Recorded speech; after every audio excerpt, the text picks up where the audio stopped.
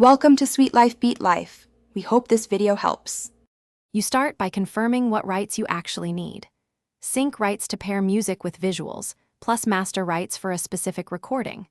Once you have that, make sure the license clearly covers Facebook and Instagram distribution. Use Facebook Sound Collection for cleared tracks to avoid delays, or obtain written permission from the rights holder and collect metadata like SRC and publisher names. Then, prepare your video file and license docs so you can upload without interruption. Once done uploading, add complete metadata and attach license proof in the content description or via Rights Manager where possible.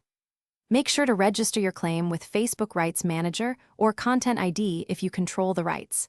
This prevents automated takedowns and allows monetization.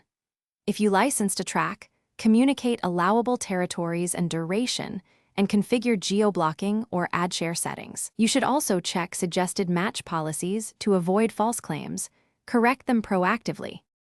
Finish by monitoring matches, claims, and insights for at least 72 hours after release, because automated systems often flag new uploads. If a claim appears, respond quickly.